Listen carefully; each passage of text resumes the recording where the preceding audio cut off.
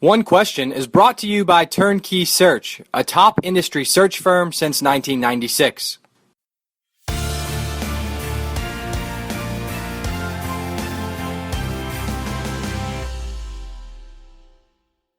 So if I'm at one of your properties, Mark, and I'm the GM at, let's say Little Rock, although there's maybe not a GM at Little Rock yet, but let's use Little Rock as an example, since that's a new deal for you guys.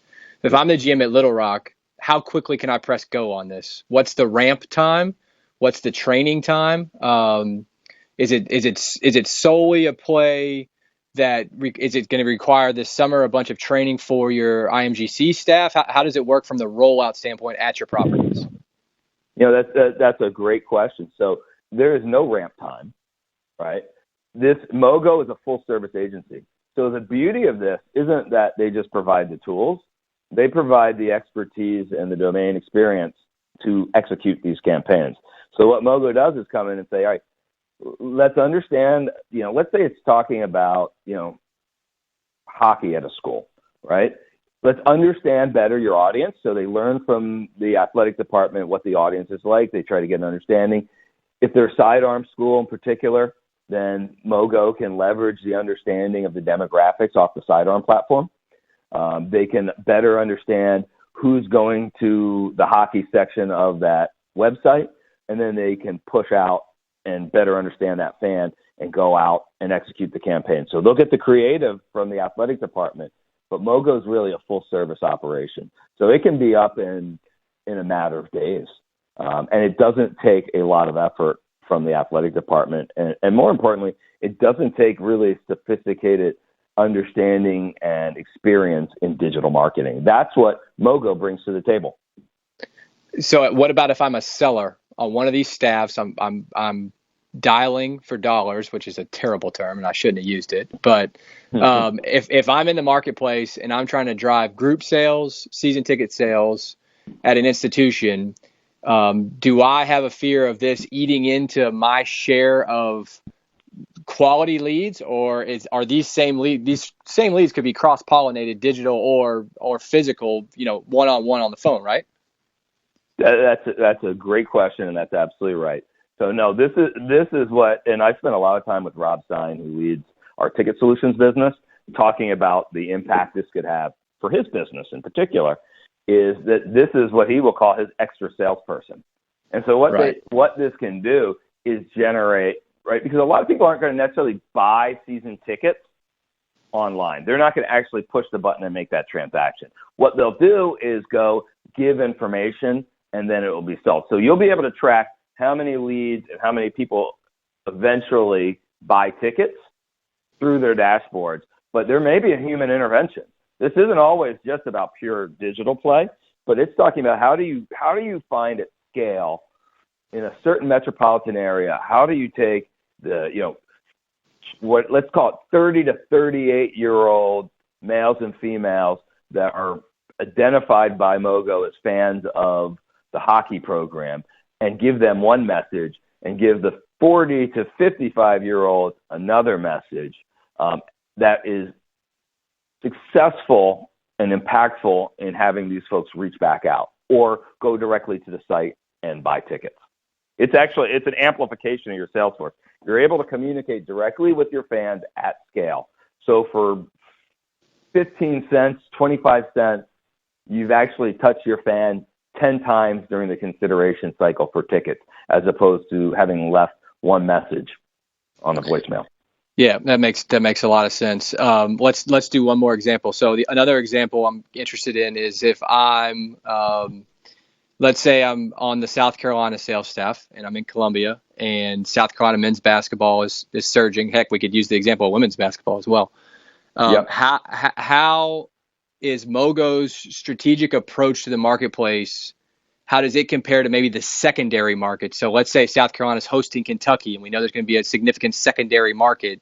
Are there tweaks or comparisons between how Ticketmaster or StubHub would also be approaching this market from a lot of the same strategy, terminology, and execution that we're talking about Mogo doing? They'd be doing the same thing. So where do those two play together, or is that just where the market sorts itself out? Yeah, so they do a little different, right? So rarely, StubHub is not going to go out and try to find, South Carolina women's basketball fans and sell them. What they will do is say, when someone raises their hand to say, I'm a South Carolina women's basketball fan by searching on Google, then they want to be the number one result for tickets, right? So if you search South Carolina women's basketball tickets, StubHub wants to be the number one search, and they'll pay for that, right? The flip side of what Mogo does is they can do that, but they do a lot more. So instead they say, all right, what is this? I'll give you an example. Let's say someone is on a SIDEARM. I'll just use generic schools for ease, but they visited a SIDEARM official athletic site women's basketball page, right? And then they have then identified themselves, and through the integration between SIDEARM and Mogo, this works seamlessly. At that point, they've probably identified themselves as a women's basketball fan. As they travel through that SIDEARM site, they may be served up women's basketball ticket messages. They may be served up messages depending on the demographic, season tickets. It all depends on how you design the campaign, and that's where the expertise comes along that Mogo has. But then as they go out to the web, they're also being served up these ads at various times across all of their devices. And so it's not that they're getting inundated with these ads. The key part is for it to be really natural and really kind of holistic.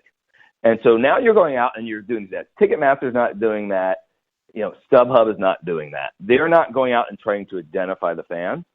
And then if you take it one step further, and you asked me about how these start to play together, if you take it one step further, you've got this universe of South Carolina women's basketball fans.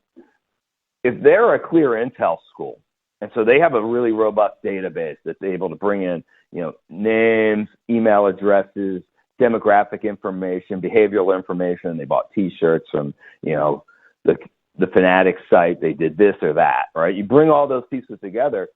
With that database, you can now segment to find those folks on the web or to find like people on the web. And then you're communicating with those folks as well. So you can see how it kind of amplifies our KLEARintel partnership as well. Oh, I don't mean to use a pun here, but it's clear now why you put some pieces together and how, 1 + 1 + 1 = 5, or however that math would be in terms of just accentuating the different data that can be passed along and how you can leverage and monetize it, which this term big data that we've all been throwing around for a number of years now, and maybe we're finally trying to figure out what exactly it means. This is a play there. Yeah, no, that's right. And what we've tried to do with both KLEARintel, well, actually across all of our extended business lines, but what you can see it with SIDEARM, KLEARintel, and Mogo, is to be able to do it at scale so that we're taking things that would, in the case of Mogo, if you wanted to do this on your own and you were a school, you're going to have to spend millions of dollars in ad tech, right? You're going to have to hire 3 or 4 or 5 people who are experts in the space, who are experts in executing it. The answer is with those 3 or 4 or 5 people, they're not going to be busy all the time running these campaigns. So it doesn't make sense to employ them year round. Then they're going to have to be people that have spent, to replicate what Mogo does, is spent years and years and years doing these types of campaigns and tweaking them and learning them and getting the domain expertise. So it just doesn't make sense. Instead, you could have a really successful campaign with the same technology and the same strategy as an Amazon for, it depends on what you want to spend. It could be $50,000, it could be $100,000. What we found is schools and performing arts centers and even, the Feld folks who are, very sophisticated marketers, they start little, and then every day they start to see that it's 20 to 1, 30 to 1, whatever the ROI is in a particular campaign. And like anybody, they say, well, heck, I can actually see these things working. I'm going to spend more and more because I'm making, exponentially more, driving exponentially more revenue and messaging my fans the right way. And so that's what makes it powerful. And that's what we try to bring to our school partners. Will some of your school partners turn this on this basketball season, this current basketball season? I would think so. We've seen a really significant number of or expressions of interest from our school partners. in really short order. You remember we announced it, I don't know, about 10 days ago or something like that. And we've seen significant interest in it. And as you can imagine, this is able at low cost to market products that, perish over time. So it becomes really important, and there is a sense of urgency. You want to market those tickets. If you don't sell them before the game, then they're not worth anything after the game.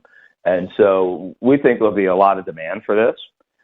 Whether they turn on, in time, I think so, because it's so quick to do. And we've also had a lot of conversations, again, with Rob Sign in advance of this deal. So we think there'll be a lot of use from the ticket solution standpoint as well. Because our ticket solutions business are, when you think about the number of tickets they sell, they're probably they're the largest ticket sales organization of any place. So they have real expertise and they kind of know what they need. So this kind of commercial grade solution is perfect for them. Yeah, and I don't mean to really pin you down to a number, but is there a inflection point, let's say next football season, of adoption among your portfolio schools that would be that you'd be satisfied with? No, I don't think we think about it like that. The way we look at it is, the extent we can provide a solution, we think that it's going to be really valuable to our schools. If that's not the case, that's okay. Our job is to present that solution, to hopefully explain it, and to hopefully transmit kind of the excitement that we have for it and the help that we think we can provide. And then they try it. If someone tries it, like the old adage, they try it, they're going to like it, because they can see there's no leap of faith around this. You can see for each dollar spent what the impact is. And so we think it's going to take off. We think it's going to take off. But the key thing in all of it is not just taking off and a lot of adoption. It's that it works really well for our schools, and I feel really confident it will. And that's today's one question, brought to you by Turnkey Search, a top industry search firm since 1996. One Question is designed to give D1 Ticker subscribers valuable insights on how executive leaders in college athletics think about key issues on their respective campuses, in their departments, or within their leagues and conferences. One Question is brought to you by Turnkey Search, a top industry search firm since 1996.